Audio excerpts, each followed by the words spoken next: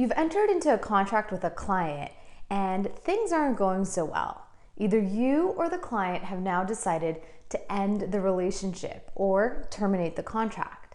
What do you do?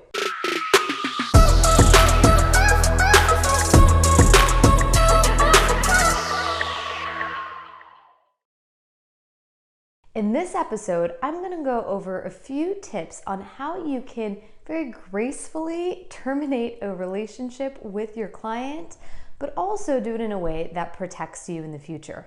When people first get a client, it's all rainbows, butterflies, and unicorns. They're so excited about this new prospect, this new job, that they don't like to think about, well, what if things go wrong? What if the client's not happy with my services? Or what if I'm not happy with the client and they end up being a complete nightmare? It's really important for you to think about, what is the relationship going to look like if it needs to end? Now, when it comes to contracts, termination can happen naturally, right? You might just fulfill your services, the client pays you, everybody has upheld their end of the bargain, and the job just ends.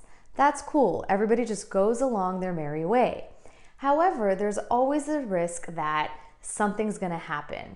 Maybe the project is going to get canceled, the client's funding is going to get pulled, and so they can no longer hire you. Or as I've mentioned before, maybe the client's really difficult. Maybe there are certain circumstances that prevent you from carrying out your services for this client.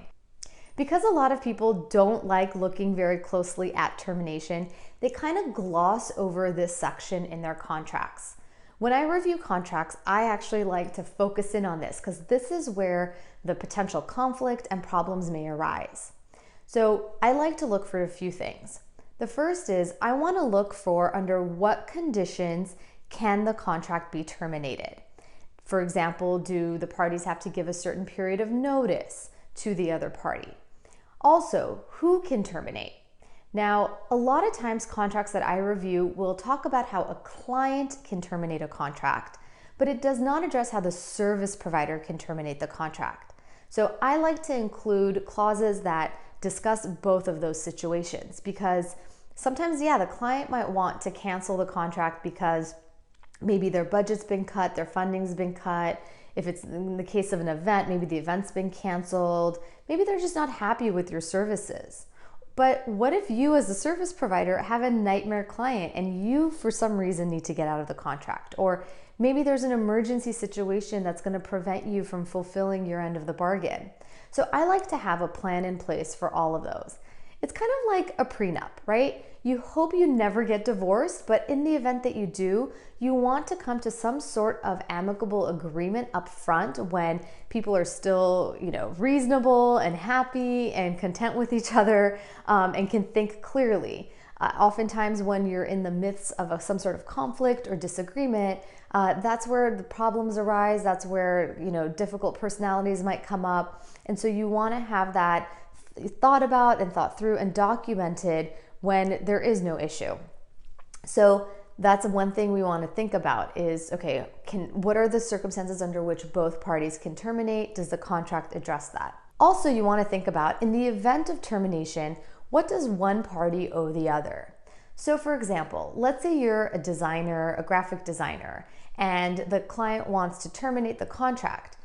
Are you obligated to hand over any of the files that you've already worked on that they might have paid for? Or let's say you are an event planner. Oftentimes with folks in the event industry, because they are planning events so far in advance and it is, they're reserving a certain date for a client, if a client cancels an event, it's very difficult for them to potentially rebook that date for another event. And in the meantime, they've also turned away a lot of other clients and a lot of other events for that specific date. So sometimes what we'll put in the contract is if a client terminates a contract close to the event date, they might have to pay an increased fee in order to cancel because it's going to be so much harder for that event planner to rebook a new job for that date. So these are the types of issues you want to think about. They're not the pretty stuff, but they're really, really important. And you're going to thank yourself if you think about it and address them in your contracts now rather than later when there is an issue. So let's say you guys have agreed to terminate the contract. What do you do next? Well, I love having an agreement to terminate a contract signed by both parties. So you're like, wait a minute, we're just canceling a contract and now you're telling us to sign another agreement? Yeah, basically, what an agreement to terminate a contract is an agreement that, hey, both parties are agreeing to cancel this previous contract.